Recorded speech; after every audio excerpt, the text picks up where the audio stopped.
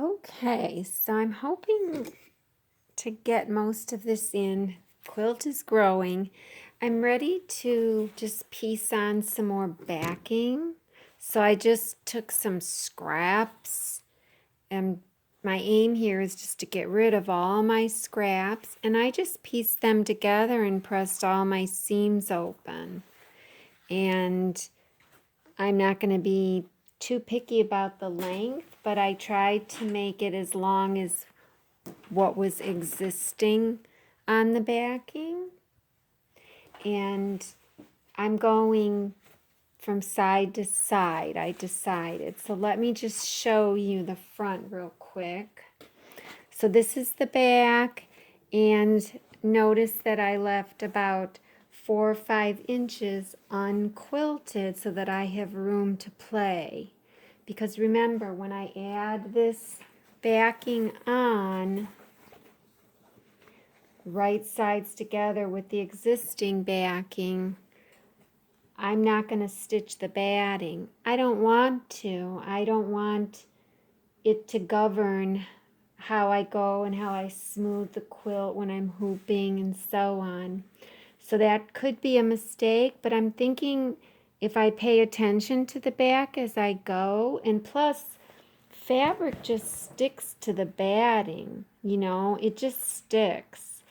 So I could actually make puckers by doing it my way if I forget to smooth the back, but then I'm thinking you could make puckers if you stitch it to the back, because I don't know. I'm a little back and forth on that, because as this quilt grows, it's going to be harder to push it through while it's all loosey-goosey and stitch this to the batting. It's much easier to address the smoothing out with just a hooping. You know, you're going from the center out to the side, or down on the second row and pushing. And I remember I only can go 2 rows at a time because I have a multi-needle machine, and I really don't want to shove more than 2 rows into the machine. So I'm getting to the point soon where I will just be working from the top. I kind of cheated and made my beginning really wide, or really tall. But at any rate, so I would do right sides together and just stitch a 1/4 inch seam down this backing. So I'll show you the front so far. And I don't know how much of this I can get in, but I added to the front, as you can see, and I only have 4 hoopings done.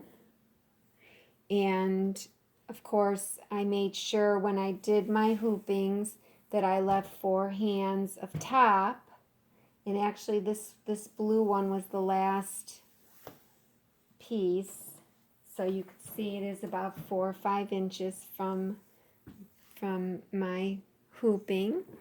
And then I added log cabin strips. Trying to back up so I can get it all the way around. So the first 2 strips, I think you could see, were skinny. This one I made 4 1/4 inches cut. It's only about 40 inches wide, so I still have to add more log cabins to the side. And I really thought about making a flying geese one, like really big flying geese. I wouldn't go to double this. I would probably go to maybe 6 1/2 inch on the flying geese, and then have that, but then I'd have to add another row, which is fine. It's fine. I can do that, and my next row doesn't have to be wide again, or it could be, I don't know. That's what I love about this. It's quilt as you don't know where you're going or what the heck you're doing. You're just getting rid of your scraps and being creative and using your embroidery machine and having fun. Well, I'll be having more fun when I get it all figured out, and I think I'm getting there. So, at any rate, so this will go on the back. That's the next thing, because I guess what I'll do is I'll hoop right here and here. Now, let me take that back. I'm going to hoop the bottom row because these are 2 rows here. And I'll get the templates because I know they're hard to see. So these are 2 rows, and I'm going to overlap the ghosts. And that one, I cut it out. And I know these look different. This is my old one, and I just revised it. So this was a double row of stitching, and I made it into this. And I printed this with the Cricut Maker, the SVG file. So it's slightly different, but everything will be fine. I want to do the bottom row because I can smooth it and just shove all this up into the arm of the machine. So I can smooth this out and then do this one and smooth this forward, since this is my loose, my outer edge. And then after these 2 rows are done, let me make sure I have enough fabric on. I think I had to put more.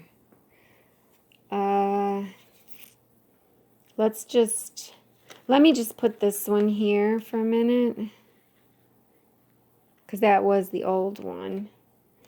And then the new one. Okay. Because you always want to leave at least 4 inches of play on the edge. So I lined up the ghosts. Sorry. And this didn't print good. I didn't have it stuck down, so it's messed up. But more important than lining up the ghost is to line up these lines, because remember, as you go, you're correcting yourself. And I love that too about it. One thing I hate about the long arm when you're following a panto is you can't even see what you're doing. And you get done with a row and you come around to the front, and then you discover, oh my God, there's a pucker or pleat. Or with this, it's just easier for me. It's less stressful. But you can see my line when I kind of line up the ghosts. And this could be because I changed designs. I don't know. It could be that this is crooked. This line does not fall in with this line. So I will try to correct myself. I'll kind of cut the difference and go like that. Maybe. Something like that. It's off ever so slightly, but like I said, I don't know what the reason is. It could just be because it's a different pattern. Just slightly was slightly. I was like, how did this change? It could be that I printed this on really flimsy plastic this time. I just didn't want to use all the good stuff because I'm just experimenting. So I will cut the difference. And I still have my 4 inches, so I don't have to add any more side fabric yet. But I do have to put the backing on before I do this. And I hope the backing comes over far enough. I didn't check that. So let me grab it. I don't have tape on this. Let me just tape it real quick with regular tape for a minute. Oh, got some thread there.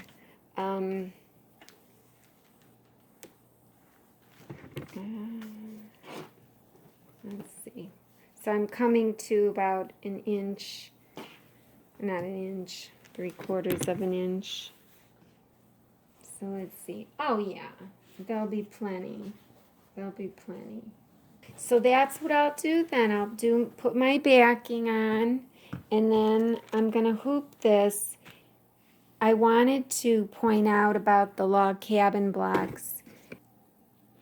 When I was first putting them on, I was just basically sewing a strip all the way on and then trimming it when I got to the end, when I had to trim it. And that's really not the correct way to do log cabin blocks because you could skew it. But, you know, I was just in a hurry and I honestly didn't think it would look this good. So, at any rate, when I got to the thick blocks or the thick strip here, I actually treated it as if this were like a border on a quilt. And when you put your borders on a regular quilt, you're very careful to measure the borders perfectly. And by perfectly, I mean you take your tape measure and you measure across, you know, in the center. So you follow a line in the center, then you go to the top and do the same thing. You follow a line at the top, not the very edge. You would follow the edge that is sewn in. Yes, this is sewn in now, that's because this is on. But before these were on, you know, I'd measure that. So you'd have the center width measurement, the top, and then you do the same thing at the bottom. And you find the average of those three measurements. Say this was 30, this was 31, say this one was 29. What's the average of those three? Well, the average is 30. So I'd cut my width 30 inches. And if you don't know how to take the average, you just add up the three. So 29 plus 30 plus 31, get a total of 90, and then divide by 3, and then that's the number you use.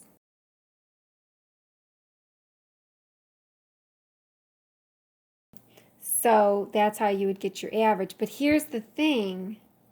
I just did that for the first strip. Because then, because this is a log cabin pattern and not a regular border, you don't know what the measurement of your next, your lengthwise is going to be. You have to first sew this on. So I had to sew this on first and then take the measurements of the right side, the center, and the left side. Add them all up, divide by 3, and then get the measurement for the length of this strip here. Well, I don't know if that's right. Like, I don't know if that's the right way to go. Am I going to end up with a square quilt? I haven't thought it through. And then it looks kind of square right now as I look at it. It's not bad. So this is kind of how I've been putting pieces on. I've been pinning them since they were so long. It's just so much easier. And I would fold the batting out of the way. Granted, I have way too much batting, but you know, that's how I decided to start this with too much batting like that. And so this is how the backing would be. And then, you know, I have this extra here to work with, and I would just go right sides together. And then I'll just line it up on the top here, the top left, where I'm going to start stitching. I'm left-handed, and it's hard for me sometimes to pin. And so what I've been doing is not perpendicular, unless like with the log cabins, if I had to get some fullness to take in, then yes, you put in a lot of perpendicular pins. But since I'm a lefty, I've been pinning parallel, and I've been making sure I was 3/4 from the edge, because my foot is about, what was my foot? Is my foot 5/8 of an inch? I don't know. But as long as I stay 3/4 from the edge, I don't even have to remove my pins. And I could just zip right through. And I don't have to worry about putting any fullness or anything with this method. I just love how it's just allowing me to get rid of all of my scrap and everything.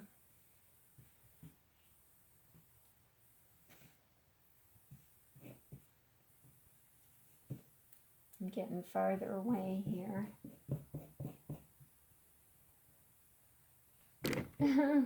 Now I'm really far away. I put one in there, and then just so things stay straight, I'll put one like that.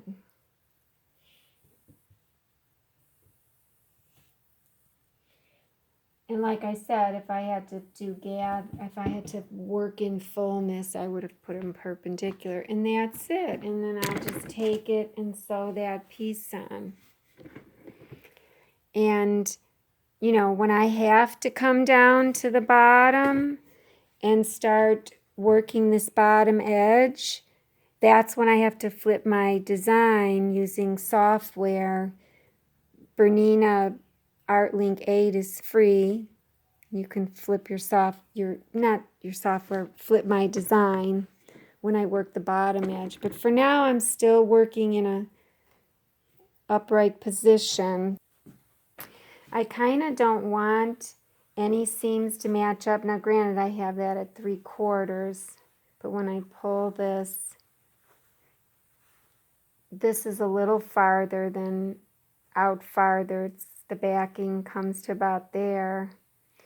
But I don't want them to meet up perfectly, because I want it to be a flowing quilt. I don't want all the seams to be on top of each other. I think it'll be okay, because this is at 3/4, and then once it's 1/4, this will be an inch away from that. And if it's not, then I wouldn't want to trim it, because this is already short, this piece here. I think it'll be fine. And if it isn't, oh well, then they're on top. It'll be fine as well. So I'll go ahead and sew this backing on. Okay, so I did sew this on. You'll see it here with a 1/4 inch seam allowance. And then I pressed the seams open. And when I sewed it, you know, I had the batting completely out of the way. And when I came to the ironing board, I'm on my portable compact ironing board, so it's kind of a pain because this quilt's getting big. So I might have to bring my other board down or go upstairs. But when I ironed it, I just kind of, you know, ironed the seams open like this. And just had it down like that, you know, with everything else pulled out of the way, gently. And then just ironed them open. I didn't press it and then iron it. I just kind of finger pressed it open and then followed it with my iron. It looks like I crinkled this.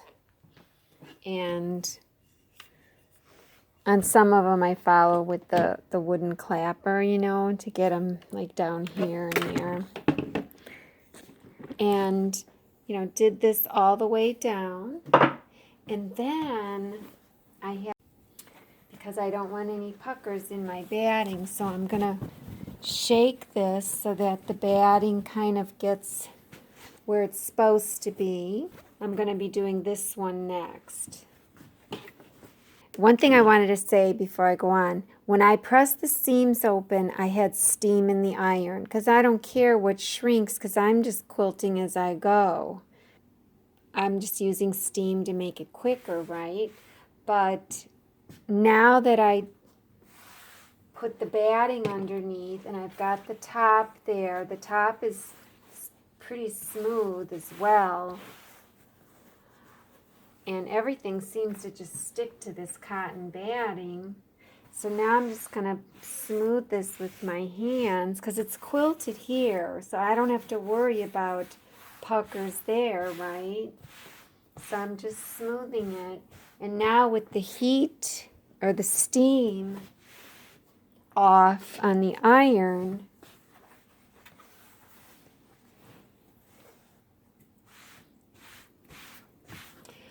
I know they say that not to iron batting, but that's with steam, I think.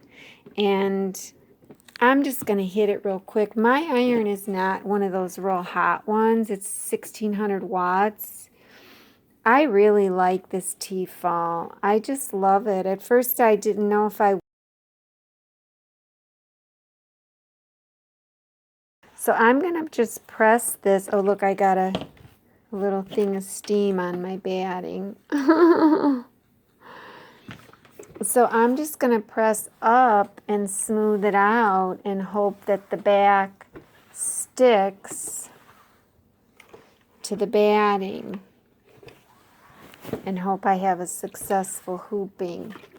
And then I can also do the same to the top. I could just flip this around and just smooth it out. Watch my iron. And I could hit it real quick. I don't think it's going to hurt it. I don't want to stretch it or anything. You know, be careful when you go up into these corners. So, and I'm not even pressing hard. I'm kind of holding the iron so it doesn't press hard. Because I do want it to stay fluffy. I don't want to smash my batting. And I'm hoping all my seam allowances are staying open. They feel pretty good.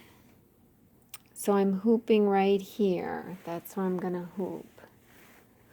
And somebody made a video, I can't remember who it was, and they said from now on they're pressing all their seams open.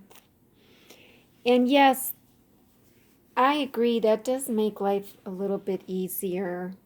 But if you have a pattern that you know it'll work better if you flip your seams, then go for it. But honestly, when you have long-armed and the seams flip and you don't know they flipped and so on, well, like flying geese, you have to press to one side. So I don't know how I'm going to address that when I get to it. I have several different methods with those.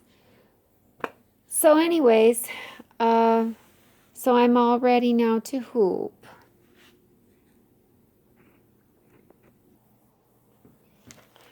Okay, so here we are back at the table. Here's the area that I pressed. You can see it's nice and flat. The backing is pretty good. It just seems really flat. I just love that. So I'm only have to concentrate on this area. It just makes everything so enjoyable. So here is the template that I printed on my good vinyl, the old template, but I made this last one here using this old template. Well, I had a different one, it was cut out, but basically the same design. So I'll line this one up just so the camera can see it. I wouldn't have to do this if you know, if it were just me. So I'm just doing it for your sake. And it is kind of helpful, though, to have two clear templates, I'm finding, because you may want to put, you know, one up here, say, because I can kind of see that one, and I may want to put one up there for my future. Who knows, it could have applique on it, and so on. Or, because here you can't see the stitching, so it's good that I have two templates. I could put this one on here. So I like that. And I'm working on all the files coming with the SVG. I have to redo them all, but I've been concentrating so much on this pattern. So that's my previous. This is my new one because okay, it was the wrong way. Instead of this double row of stitching, it has an S curve going back and forth. This one was stitching over the top of itself, and that was bothering me. So I'll line up this one, the crosshair with this crosshair, and the ghost here with this ghost, and this ghost with this. I'm using all same color marker now since I'm out of the red. So I'll kind of line those up as good as I can. The two ghosts, this one, well, since this was a ghost, it's nice because I can line up this with that. So I'm basically using the ghosts now for everything, the ghost templates. But they're all available, or they will be by tonight for this pattern. And then once the ghosts are lined up and the crosshairs, then I really do have to look over at the lines on the quilt, because that's going to be my final rotation or movement. And I can see this is wider and this is skinnier from this seam line to, say, this center line. And I have so I'm pivoting it. So my ghosts aren't matching up as great anymore. They're slightly off, but you know, it doesn't matter. And then I have tape there. And this is not coming off. It's just coming off because I had tape on top. So I used a Sharpie marker. And I don't like this plastic I used. Oh, I don't want to put it on top of there because I'm going to be taking that off in a minute. I messed up. Oh, now the tape is on there. Okay. Totally messed up. Because to be honest, as soon as I have this center one down, I don't even need this here anymore, but no, well, this is not gonna go on nicely now. Oh well. Okay, so, and I did not make this tape less sticky this time. I decided I'm gonna wing it and not do that. And so when I remove this now, it's going to be harder to remove it. So I'm happy with that. Maybe I'll try not to press down. So, and this I can take off then. So I'm done with that.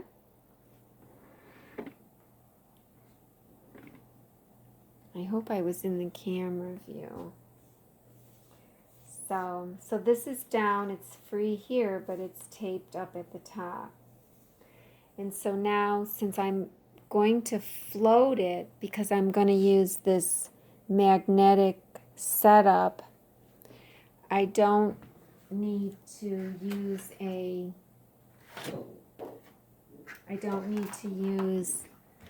the folded template, this folded template where the sides are folded up and the bottom edges are trimmed by like an 1/8 inch. This template is used for when I hoop because it goes inside this hoop. It completely fits inside. So that's for when I'm hooping, but I'm not going to hoop this time. I'm going to basically float using a magnetic setup. And you'll see what I did here, and I'll explain it in a minute.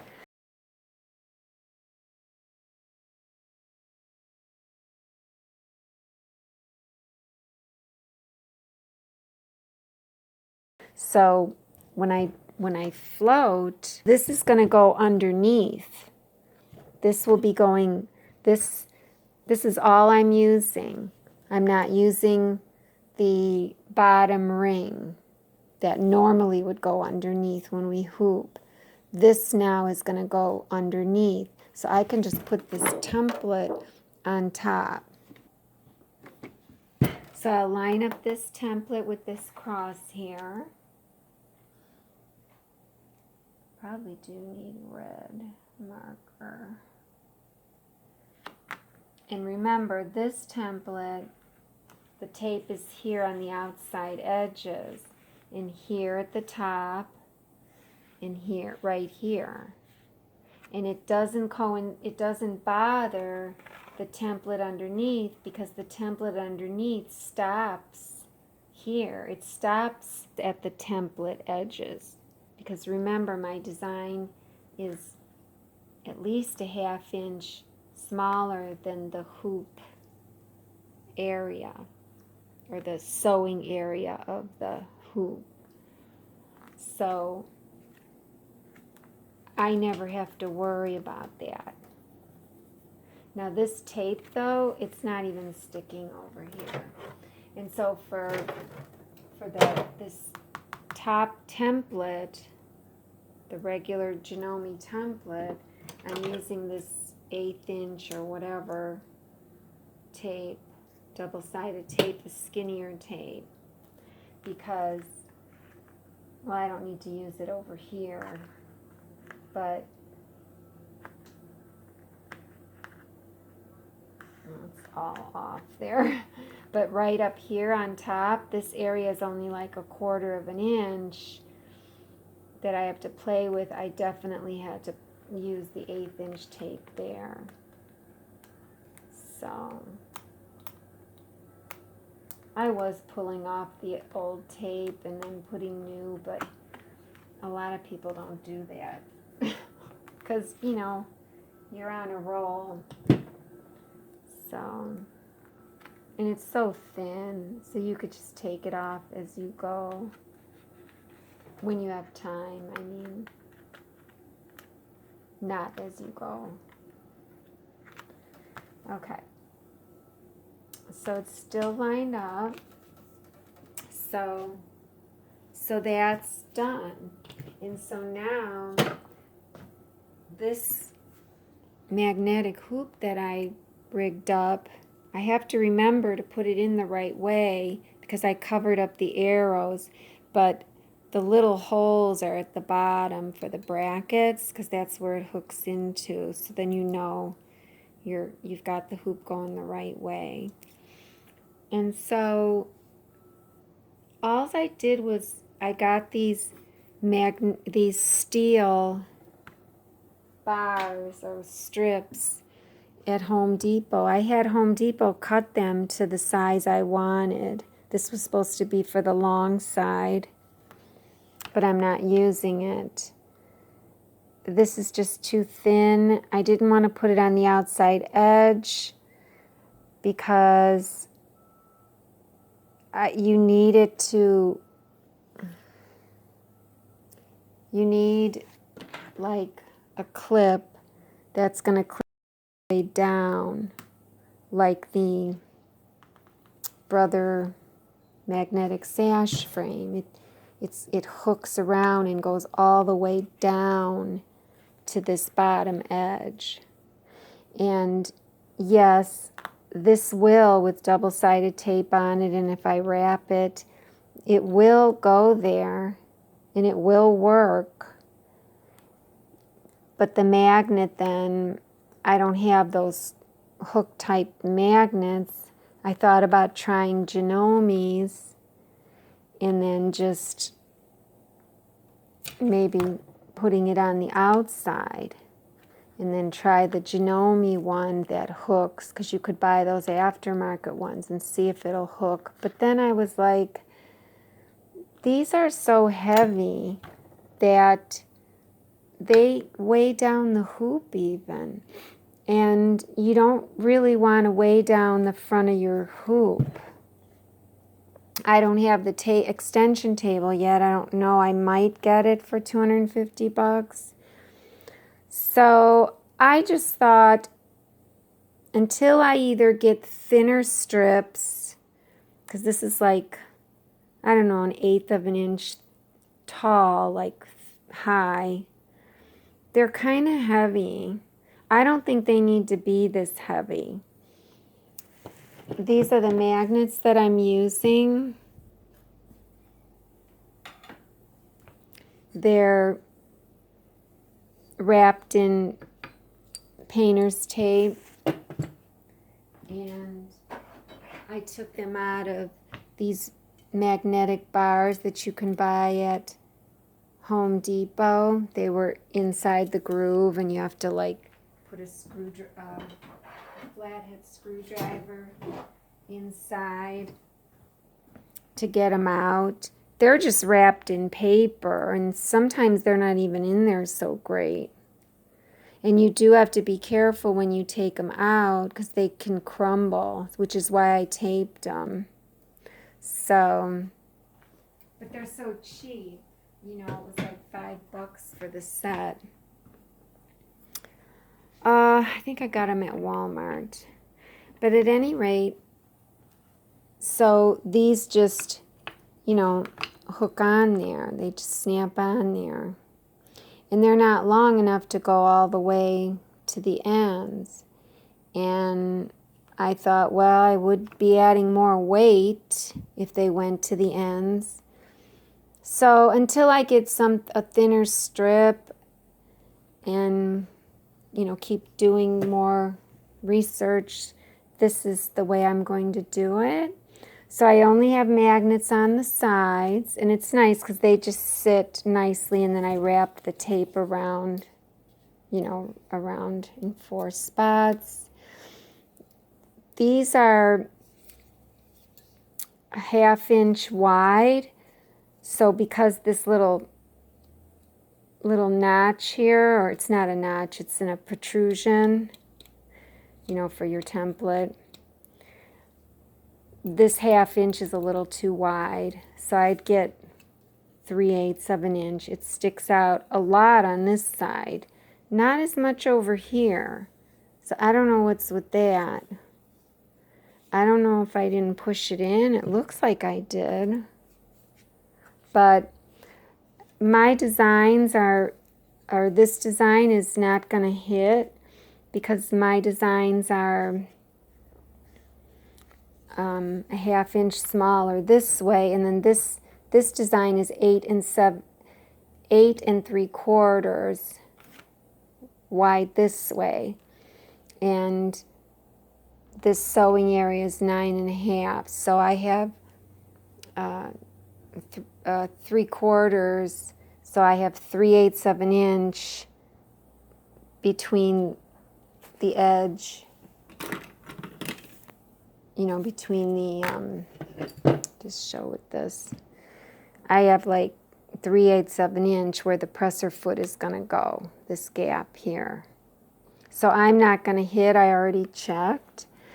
But still, I would like to get a thinner steel bar, and then also a narrower.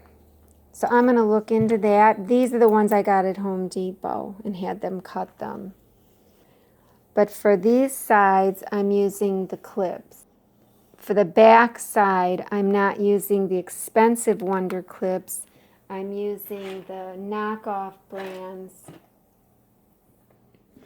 And I cut them. I cut the tops because on the Janome Mb4, the light and the thread catcher will hit the top of these clips. So I need to get something even better than this system because it's too close even after you cut it. And if it does hit it, they're plastic and they'll fall off and they'll snap off, you know. Whoa, that one went flying. I have to go find it. But, you know, who wants to do that? Now, I did find an item on Amazon that I'm placing an order for. And it's the bobbin holders, but it's a special brand of bobbin holder that closes. They're not open like this. They're very closed, and they're plastic. And I thought I could use that because they're very low. So I thought I would try that for like, I don't know what it was, $10 or something. So I'll see how those work just for the back. So here is how I did it. Okay, so I've got this hard template on. So I take the hoop and I slide it underneath. I make sure my backing is smooth. I have a hold of the backing down there. And I'm going to slide it and then bring it forward just to make sure my backing is smooth. And here's the kind of fun, not fun, but it's interesting how this came to be, how I devised this method. I can feel the hoop back here, and there's a big gap right here. So wherever there's a gap, I take my fingers and press down and move the hoop. So I'm moving the hoop until the template is right on the edge of the hoop. And down here, I might have gone too far, so I have to come to the other side and do the same thing. I went too far. So now I can kind of push that in. I can kind of push it in there. You know. So I'm kind of where I want to be, but on the sides I'm not. There's a big gap here, so I have to push it in more. Now generally, let's say I pushed it in and I pushed it too far, and now the gap is down here, and here's the hoop. Here's the handle for the hoop. I can just press on that and it'll move the hoop down. You know, that way I'm pressing right in the center and I feel the edge of the hoop here. And it's pretty close. I could push it a little bit. Push it there. And believe me, this is a lot quicker. I'm just explaining. When you do it in real life, it's fast without explaining it. And I'm pretty good now, and so now I'm going to start pushing down. And once I've got this top down and everything looks perfectly lined up with my quilt, I'm going to take one of these ones that I cut and I'm going to put it on a seam line and put it down. And it doesn't go all the way down, so it's probably going to hit. Because the backing is on there, I have a little bit more thickness now, and I'm on a seam line. I just don't want to stretch out the fabric. So I'll come over here to the end on this seam line and put another one down. Boy, this one really did not go down far because there's a lot of bulk here. So I'll be excited to see how those other clips go. Oh, and that other one went flying, so let me grab it. I also forgot to show you how I trimmed them. This is just something you can get, you know, at Joann's, or, you know, it's a cutter for like jewelry making or something. Or maybe I got it at Walmart, I don't know. But at any craft store. And I just took off, I don't know if you can see, I took off about 1/8 of an inch off the top. So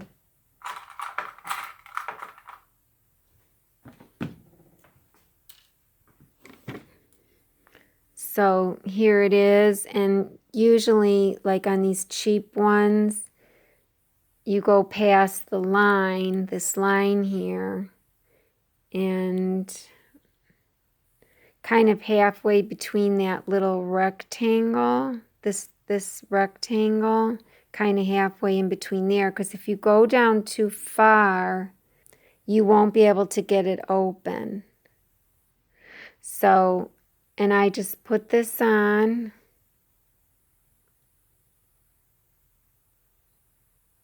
I can't see now.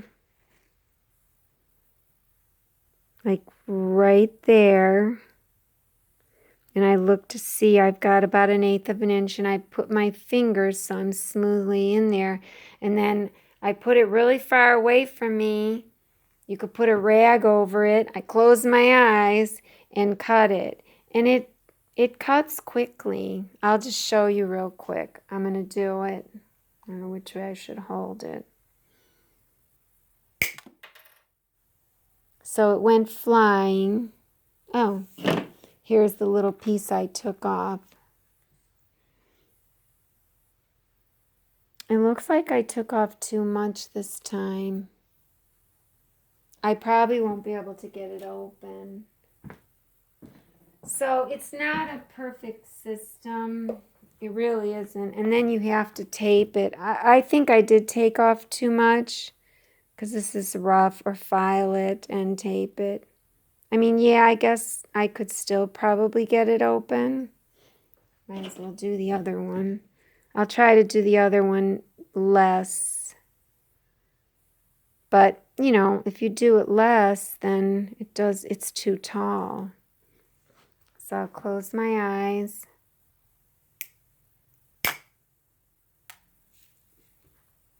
And this one I took off less.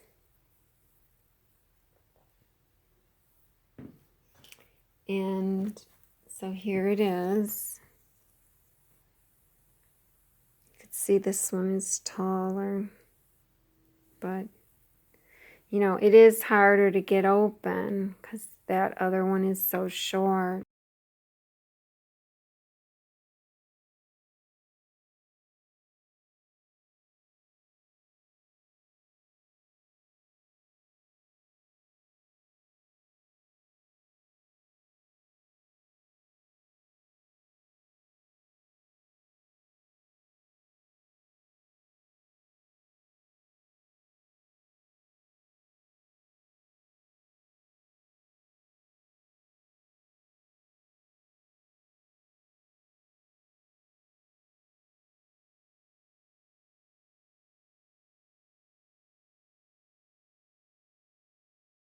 Work. And then I'll pull this up.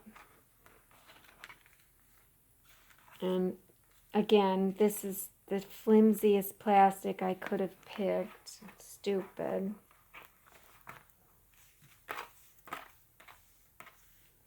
And then I have to press my fingers down on this tape because I didn't make it unsticky.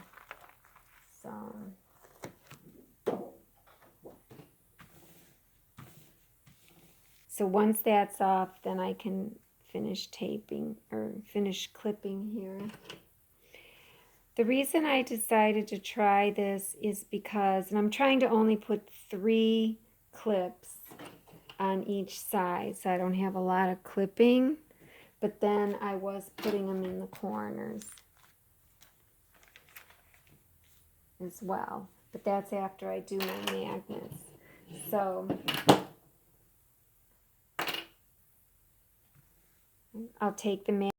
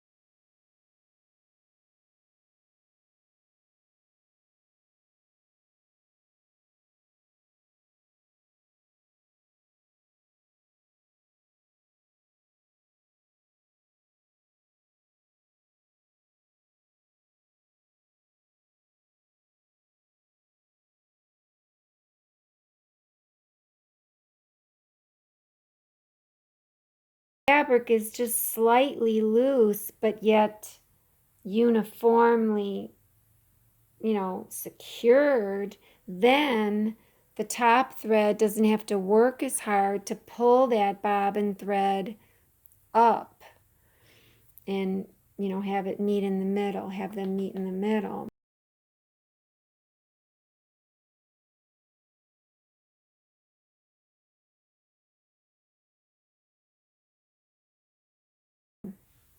So I thought about this idea that, everybody complains that the magnets, well, they complain that they slip. So I fixed that with the clips, hopefully.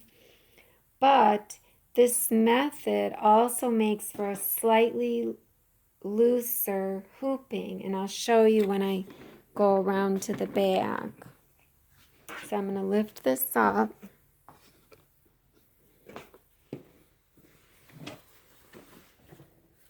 And you can see the back. Okay.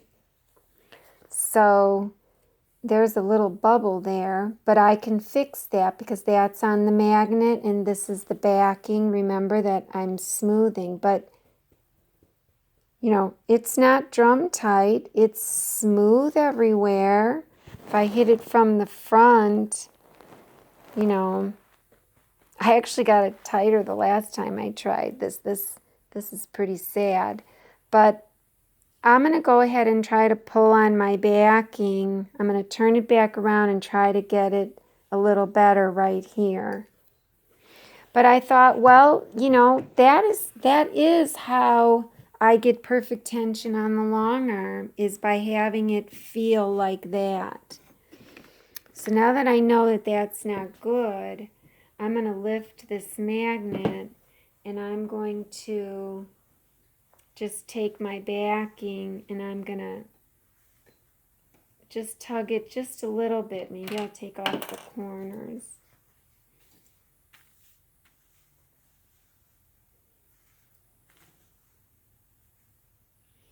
So did I put the corners on before I did this? Yeah, I think I did. And the first time I did this, I did the corners last. So maybe that's part of the issue. So let's see if that made it better. And remember, with this technique, we're generally working on the edge of the fabric anyways. So I'll just put my finger there. Trying not to get in the camera. And I've often wondered, should I put the clips with the flat side in. You know, I don't know. Corners are tough. They probably don't even need it, but it just makes me feel better. So let me see now if that did it any better. I got this magnet to it. And they do slide without making the fabric slide. I kind of like that. But they don't fall off. I mean, I'm sure they would if I shook it. So I still do have a little bubble there. I don't know. Do I have to pull it while it's like this? It's not going to do anything bad because it's just a magnet. It's not hooped there. I just pulled it and I just pulled it again. So I pushed it. It moved a little. I pushed it back in place. So now that's gone. So I don't know, probably because it's the end, you know, this is looser. I don't have anything sewn in, but that's okay. That's how I wanted it. I didn't want it sewn in. I wanted to have the freedom to smooth it out and check it and that and just work with one at a time. And when you work with such beautiful designs, it doesn't even matter how fast or slow you go. It's just the process. It's so pretty. And I even ordered new fabric today for this outer band. It's going to be really cool. Really cool. So, I'm still lined up here with my template. And I still don't know what I'm going to do about the tension on the machine. I guess I could start it where I had it before. But I think with it being looser, you know, being hooped more loosely, I don't think I need as high a tension on top. But I don't know. So I'll let it run these few stitches, and then I don't know when I'll be able to check it. Maybe once it gets, because I thought it started here, goes around, comes up there. So maybe when it comes over to here, I can check this and put my fingernail underneath and check it for any pokies down there. I mean, I didn't have pokies over here, but, and then I could maybe see if I think it's too tight, because I could possibly, if this is going to work, possibly what might happen is the top is like, oh man, this is easy. It's so easy for the top that the top now is pulling the bobbin up the way I have it set, because I'll leave the settings that I used over there. So in that case, I'll see the bobbin thread poking through on top, and then I'll know, okay, I'll make the top like 1 unit looser. So I don't like this template. I'm gonna have to make it with the better template vinyl. I did order some more 8-gauge vinyl. I believe the 8-gauge is thicker than the 12-gauge because they go opposite, just like our thread, our weight thread goes opposite. So anyways, so we'll go over to the machine and we'll see.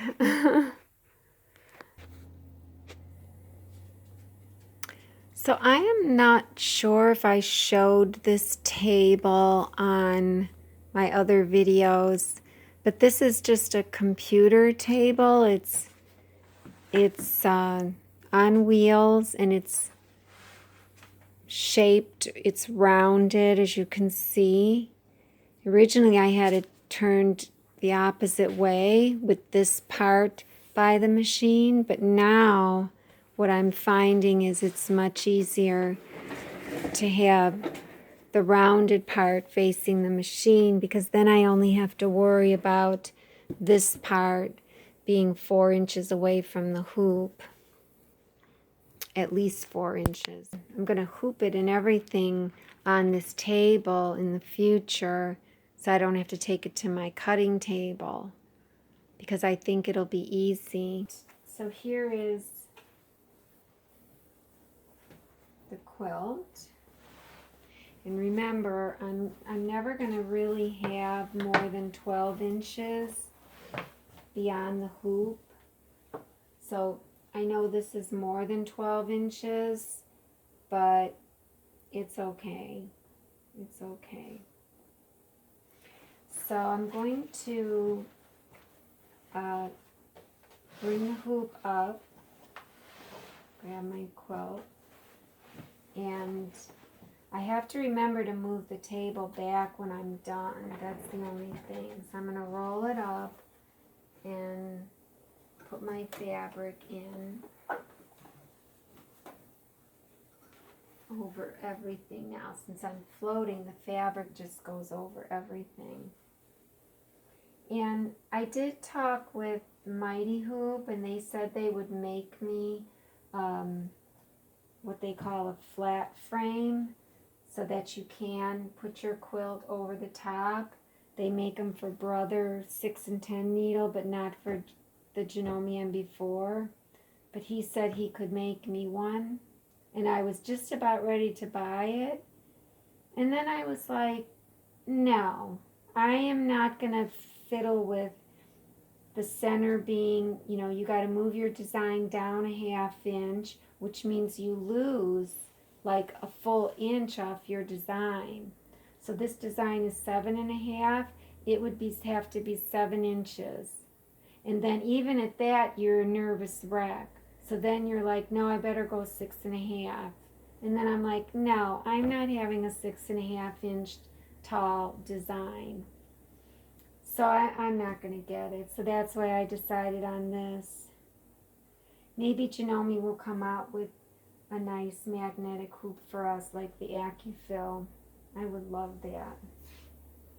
So anyway, so I pulled some of the fabric up, and then now I'm going to fish around for my clamps or my handles or what have you here. And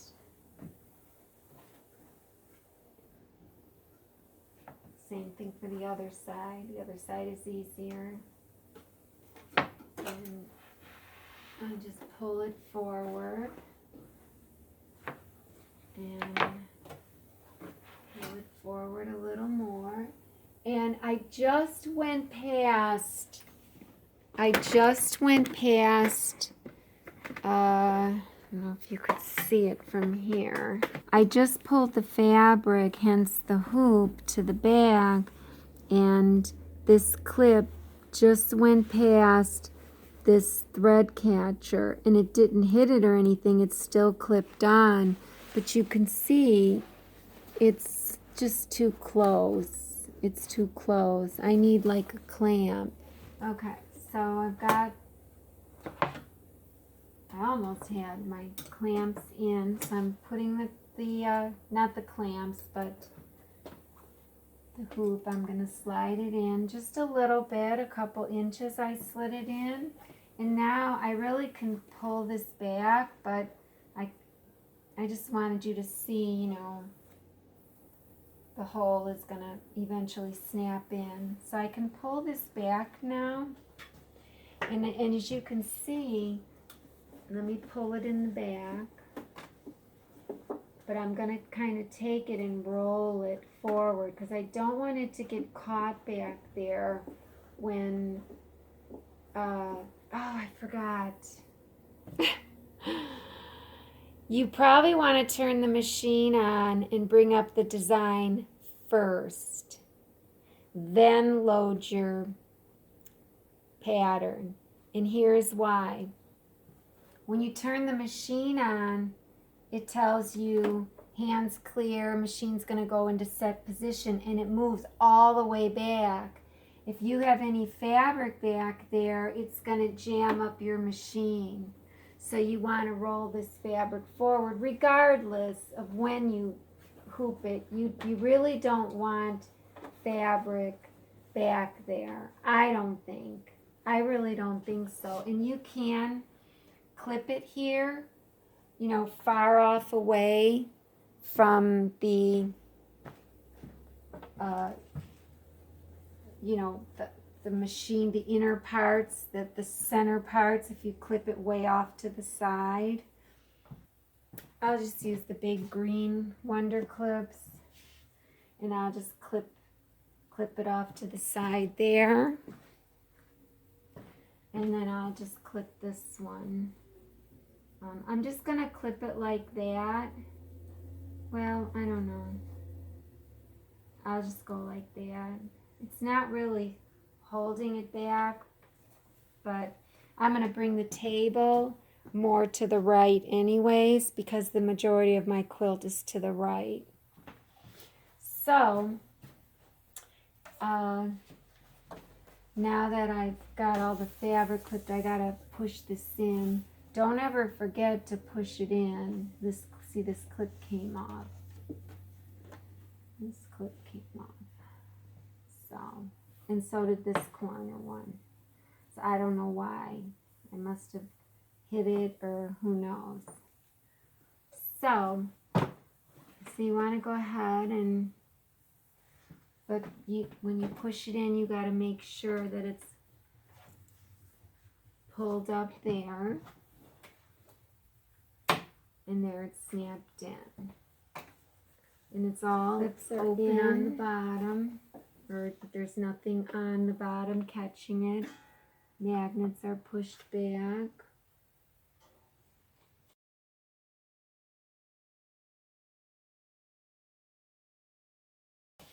And I'm going to take my table now, and I'm going to move it off to the side. Now is the time where I wish the table was turned the other way. And I could turn it, but, you know, it's fine. So I'm going to take this fabric and kind of go like that. It'll be fine. It's not going to catch on anything, as I just kind of have the point. I just made a triangle. So now here it's too close. Here's my table, because I got to be 4 inches from the hoop, and I'm not. So I got to move it away. So I pivoted it, so now the point of the table is more over here. Now I have plenty of space here. I can open this up so that the quilt is on the table better. There. Everything still looks good with my template. Let me turn this on.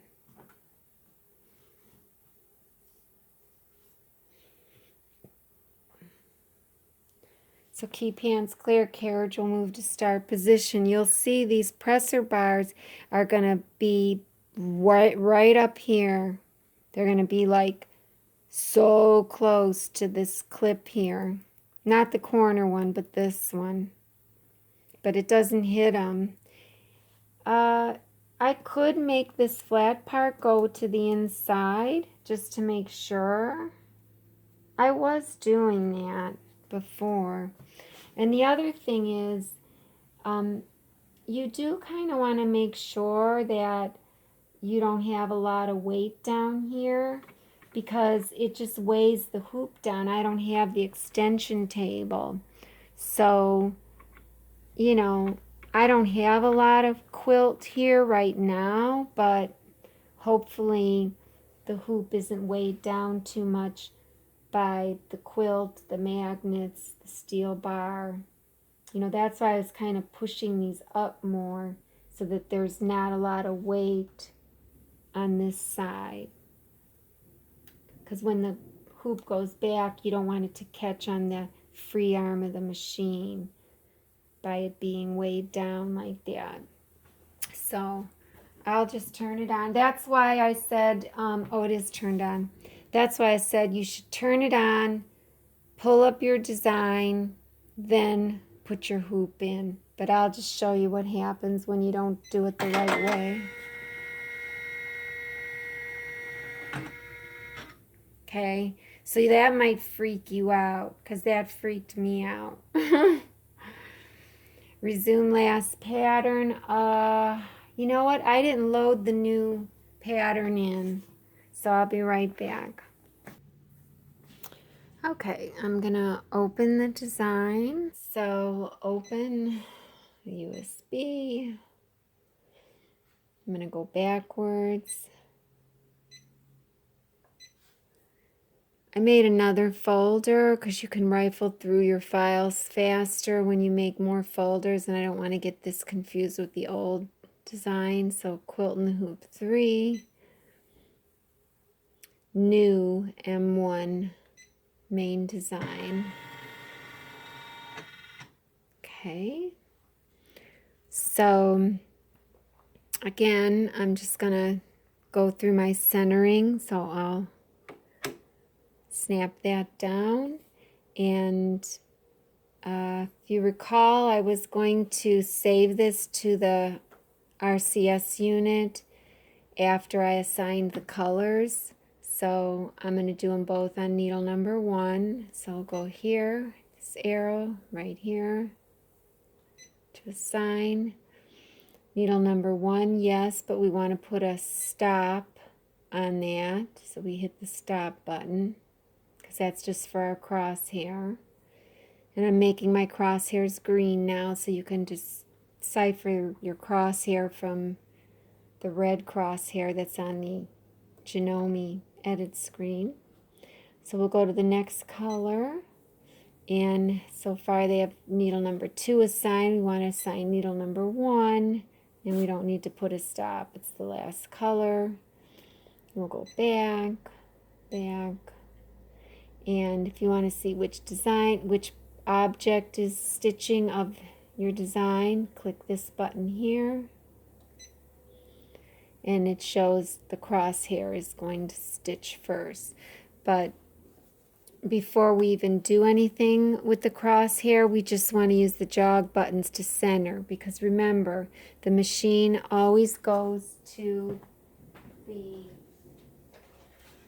hoops center, not the center of our design, but the center of your template, the center of your hoop.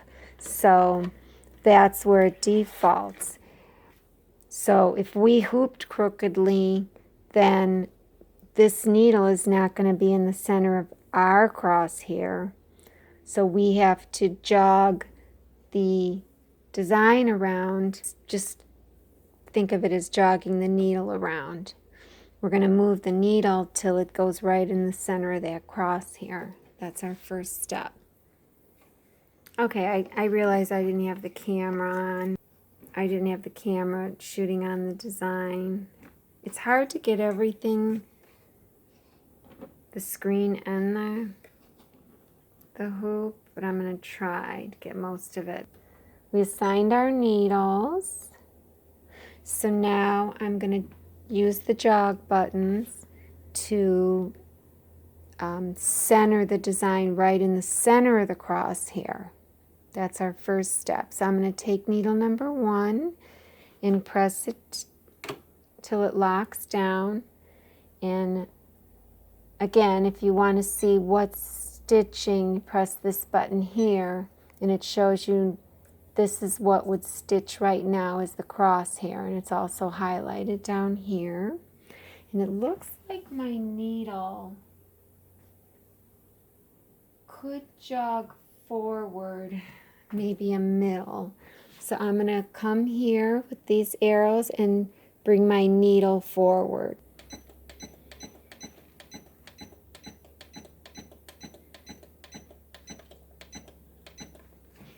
So I went 15 clicks, which is about 1.5 mils. I think it goes 0.1 mil at a time. I'm going to go 5 more clicks.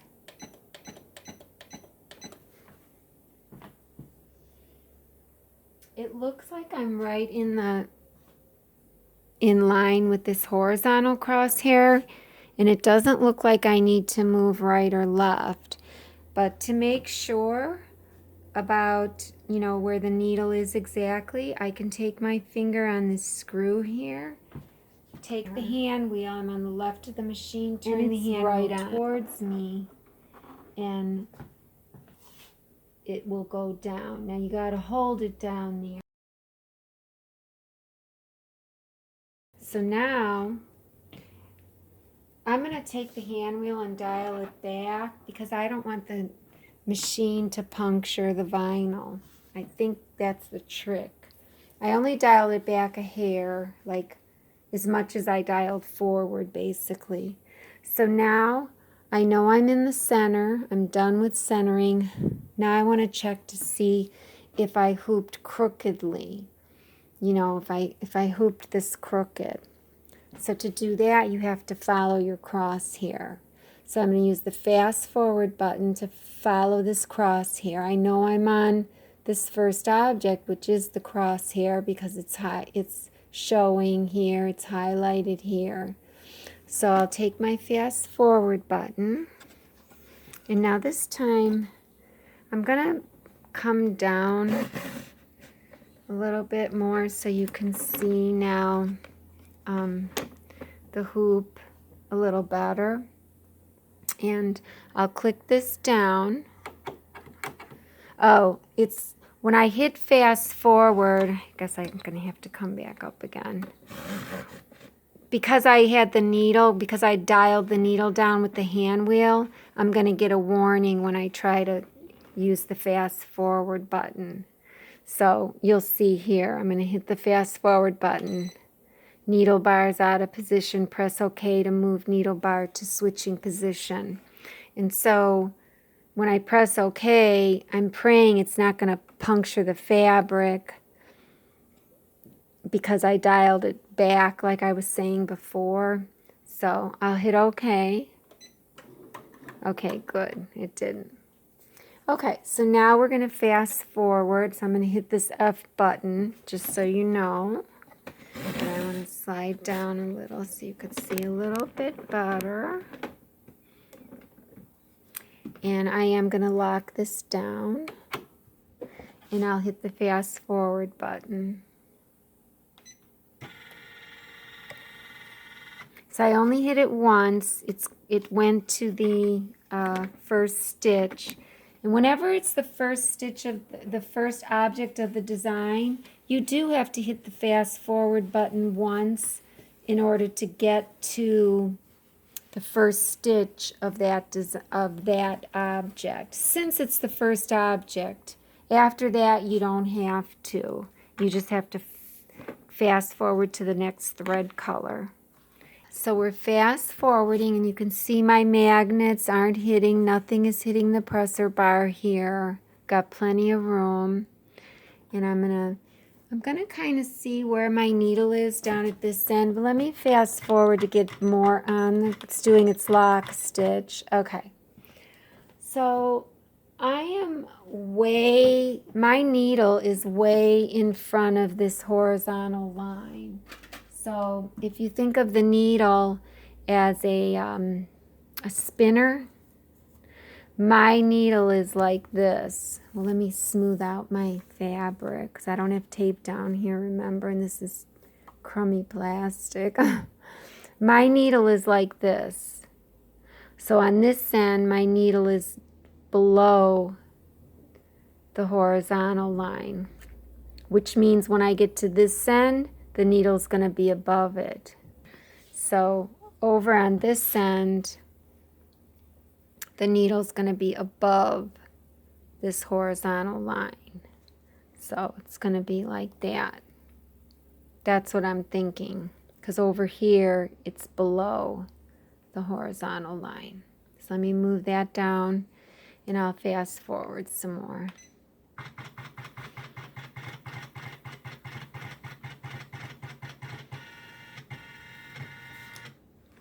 Okay, so actually it looks like it's right on over here.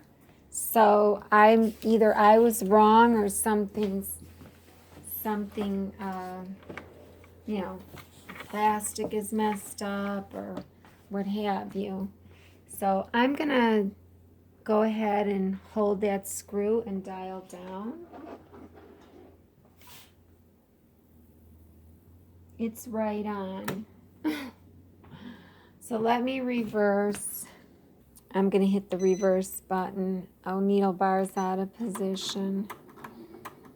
Oh, well, it didn't puncture the fabric. Maybe I didn't go down far enough.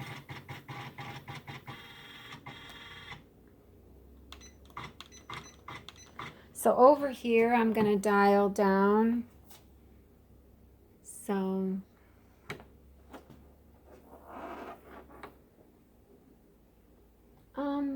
it is below by like a 1/2 mil. I mean, I'm going to rotate it just 1 mil. So it is like this, like I said, not that much. I don't know. I could rotate it or not. I could just leave it. So I'll just rotate it for the sake of learning, you know, how to rotate. Because it can be confusing sometimes. If the spinner is, or needle is like that, I want to rotate it clockwise to get it horizontal and on that line. So clockwise 1 degree. So we'll go into menu, edit screen. Oh, what did I do? I hit something. And rotate. Oh, I hit the rotate button is what I did. Let me go back.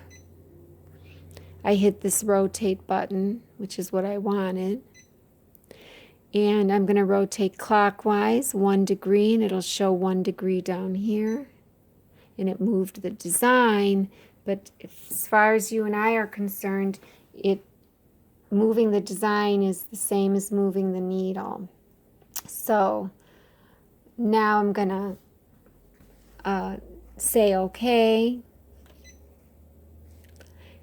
Needle bar is out of position. OK. It's going back to the first stitch. It may look like it's not in the center anymore, but rest assured our jog buttons are still saved on that edit screen. So when I fast forward through this crosshair, I have to press this button again to see it. You can see the crosshairs rotated. It looks all jagged. The menu edit screen is holding our jogs that we did, because when I fast forward, this will jog. I believe I moved it down. It'll jog down and then it'll shoot over to the beginning of the crosshair. You probably didn't see it jog down. Okay. So we're still on. We're still good. I'm going to fast forward. And who knows, this flimsy thing. And like I said, with this design, oops, I went too far. We could check this line. It might be easier to see. But if this line is straight, then this line is straight. And actually, I'm wondering if maybe I should do that, where I just have the vertical one stitched first, because it is easier to see, you know. So let's just see. I can look at it. You could see the needle straight on is lined up with this vertical line. So as I fast forward,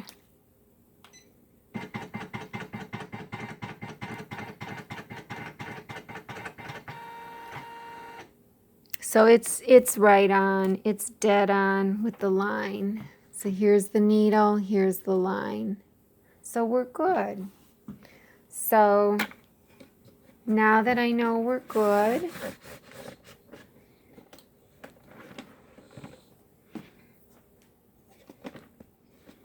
we're going to come over here and we're going to fast forward to the next thread color, because we're done with the cross here. And I got my fabric up here.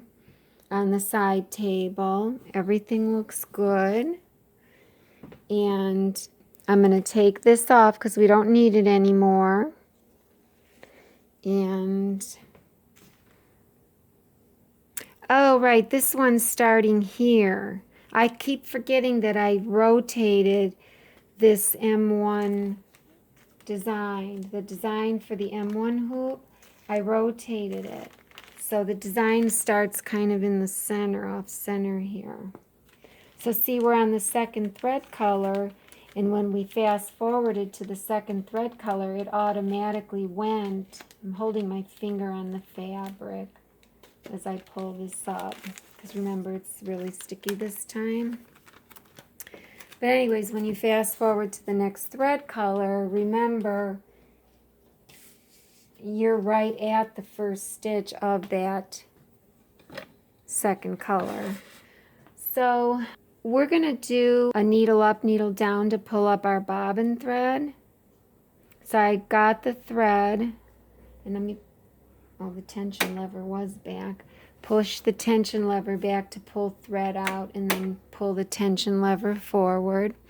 And then hold the thread lightly, and we're going to press start once, get our warning, and you want, in your settings, you want to tell the machine, yes, I want to see the warning.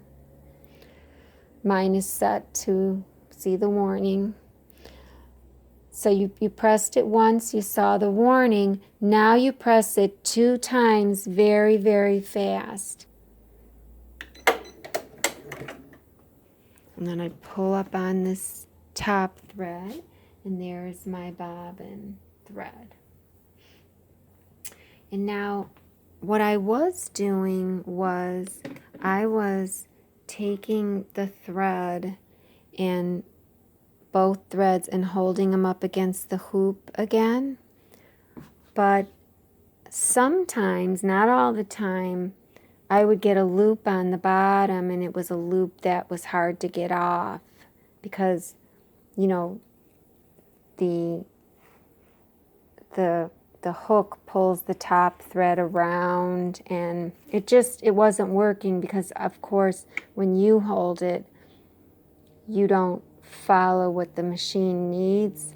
So I started just taking both threads and hooking them back into the spring up here, and kind of right in front of the needle. I'm not sure, still working on that.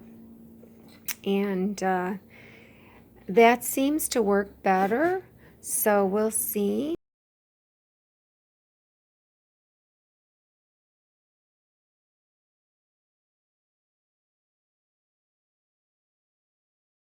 I'm going to do the same thing now again.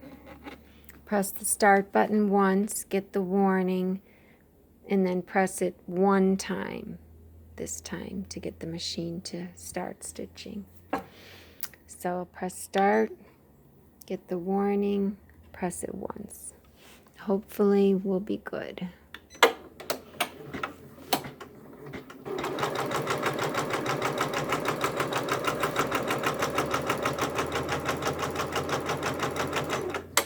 And I did stitch over my threads. I probably should have stopped it sooner. I don't want these threads. Sometimes if you stitch over your threads, you split the thread in half, and then you can't even get it out. It's a pain. But here's the bobbin thread is still in the hook. So let me just take a look at the stitches now with this new hooping. So I don't see any bobbin thread being pulled to the top. The stitches look good. Let me run my fingernail. I'm going to run my fingernail over the stitches at the bottom and see if I feel any pokies. I don't hear any, and I don't feel any.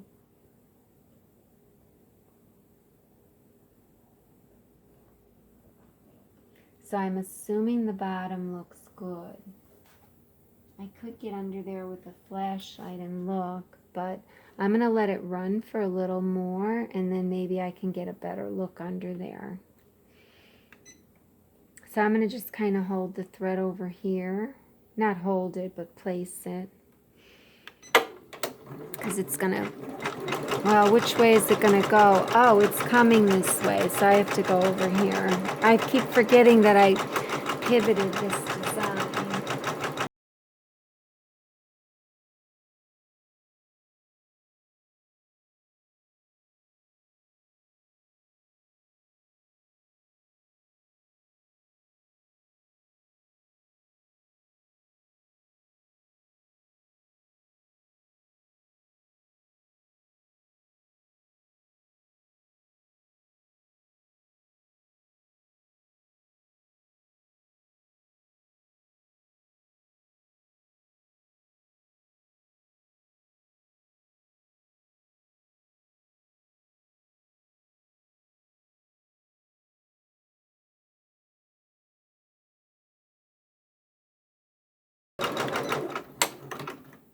Okay, so let me, oh, and I wanted to move the camera down so you could see it stitching better.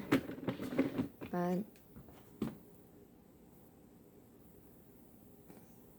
I'm not sure how I feel about the stitches.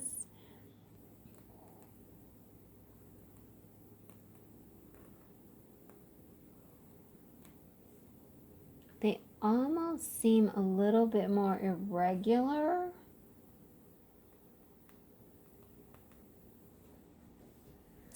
But yeah, when the hoop was tighter, the stitches were more regulated.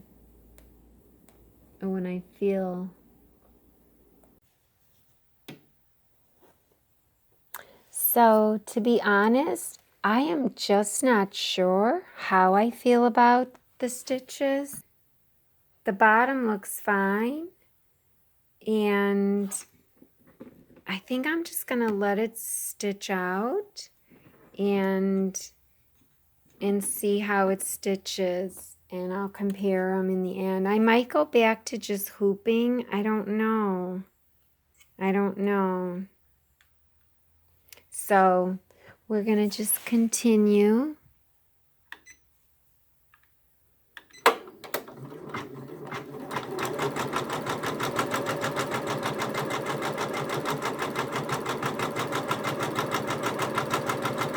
I almost feel like this other design was more tight. It was tighter on top, and the stitches looked a little more consistent, but that just might have been a couple of areas. I'm not sure.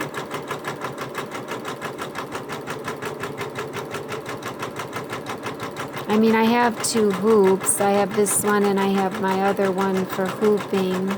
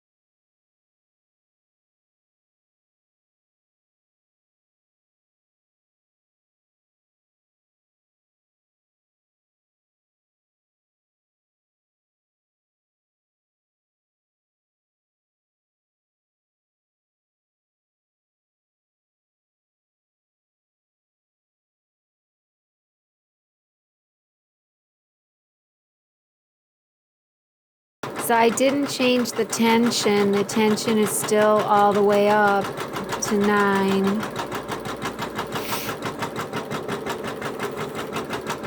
Oh, that's a shadow. I thought it was a ripple. I like the fact that I only have to keep track of 2 magnets. I really like that. Oh, I skipped a stitch or something. I do wonder if my needle needs to be changed. I was thinking about that. Yeah, I got some stitches. This one I got a loop here.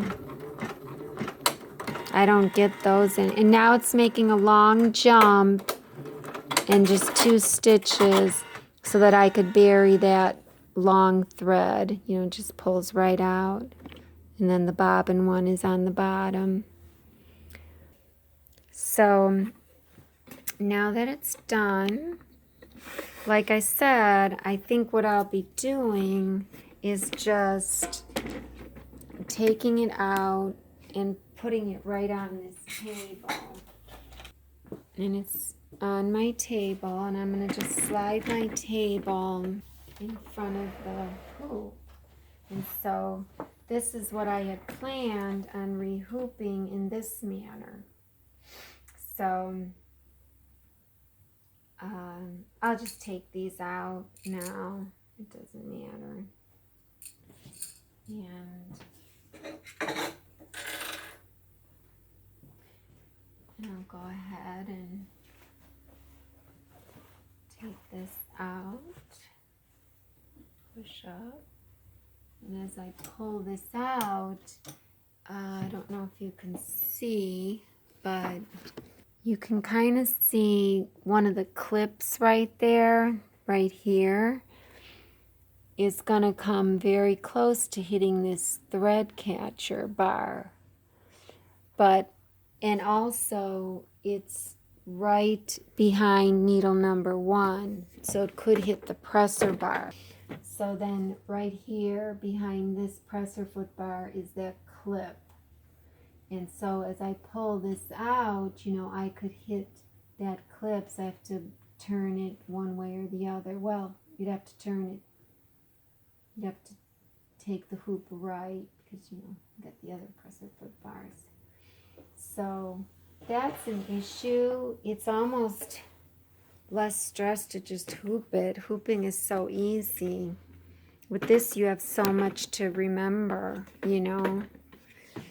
But you don't have all this bulk. Like if I had to hoop this, because I have all this excess on the right side,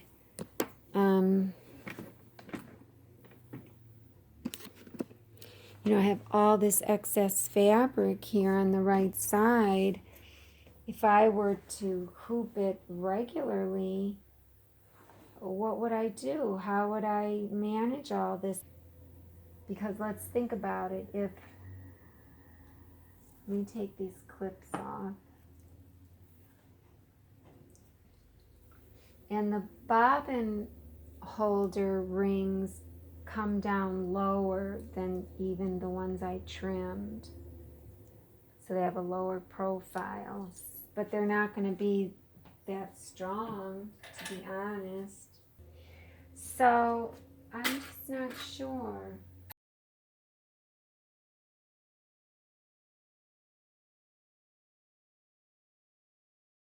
Because let's just see, if I bring my other hoop, since it's already got the hoop impression on it, here's the hoop I use when I'm hooping. Let me pull this out.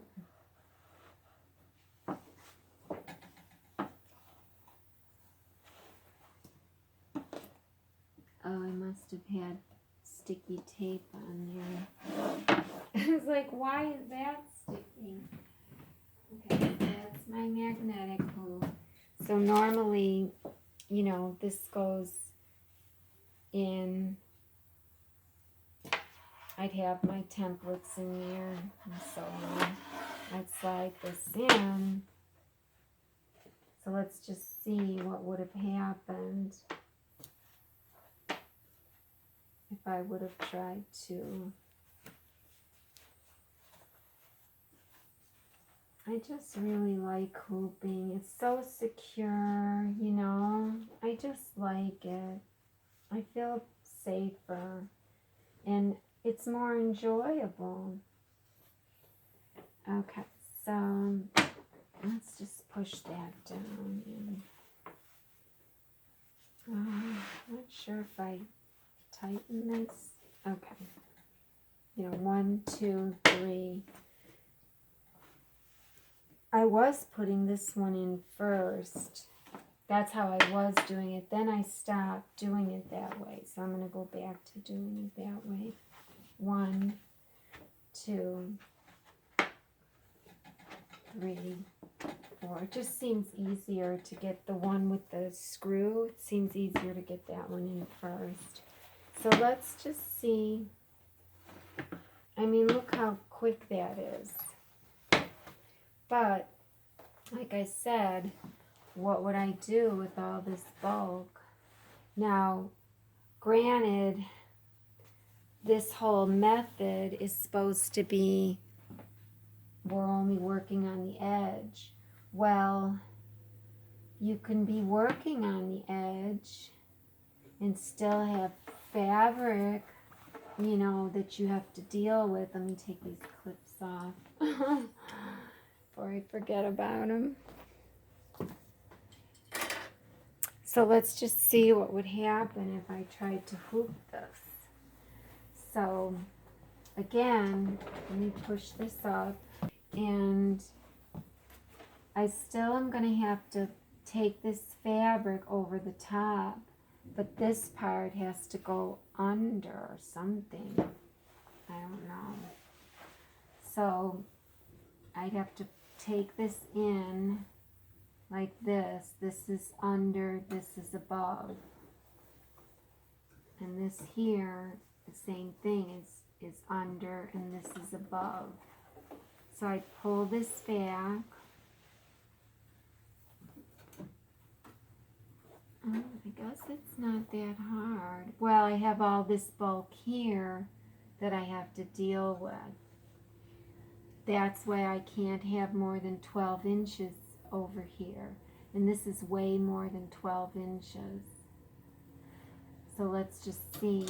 Because my hoop is so big, I'm using the biggest hoop. There's no room back here once I get this hooked in all the way. So let's just see. Now I can pull it completely up though and free. There's no clips back here. So because there's no clips back there, this part is so much easier. It's less stressful. I don't have to worry about pulling the clips off when I pull up on the fabric. And then this here, I'm almost all the way on.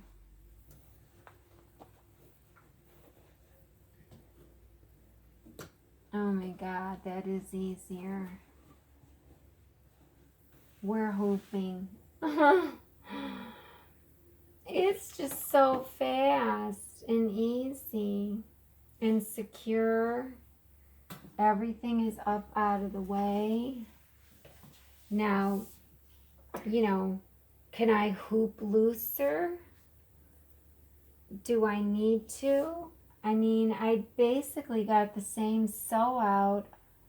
I thought my sew out was even better when I hooped. So I've proven that it is possible. And I just like it. I just like it. I like my method. I like everything about it. So this was a good experiment, and I'm glad I did it to show everybody because there's so much to consider. So what I would do, pretend like this just sewed. I'd pull it out on the table. I'd bury my threads. Okay, see this loop of thread right here? Well, it's not bad. Well, no, it did. It did the same thing that it's been doing. It makes a loop, and then it makes something else, another loop. And I can't find the end, but Oh yeah, this one is pulling. If I pull on it, it's pulling the top thread from the top. So you'll see the top thread will come out of here. That's better than before. I couldn't even do that. So there it goes.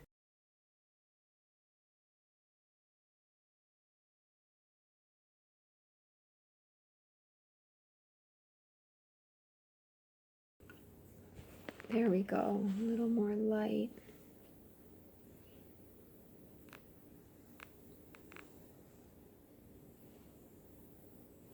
I mean, it's okay, but I just do feel like that looks like I pulled up a little bit of bobbin thread. I just feel like they're not as pretty as when it was tighter, so we'll just keep doing our method till I can think of... Oh, I wasn't going to unloosen the screw, that's right, because I want to keep this hooping for future. It's like a 1/2 inch gap in there. I'm glad that I tried that. So now, what I would do is at my table here, and there's no pleats or puckers, so that's good, even with the magnet. Here's my design here, because remember I smoothed it out. I have full control back here. So it's looking great. You know, there's no baffle lines where I had to attach the batting. No, I'm not doing that. I want it to look as traditional as it can and still have fun with the embroidery machine and the pretty designs. So for the next hooping then, you know, I don't know, did I iron this part? I think I did. What am I hooping? Oh, no. I'm not hooping that. I'm hooping this one. This is the part, you know. So I can just pretty much, let me grab my hoop. I need more table space is what I need. Because since this hoop has double-sided tape on the back, it's not even that sticky anymore. I don't want to stick it on more fabric. I don't want to put it down on more fabric. So I'll just put it upside down. So then I'll smooth this out. Now this here, I don't know. Is that going to be okay? I hope so. So that's nice and smooth. So since it sticks to the batting, you know, this fabric just sticks to the batting. And I'm going to hoop here, over here. I'll just grab all layers and flip it over, and I'll smooth it. I still have my templates over here, my crummy templates.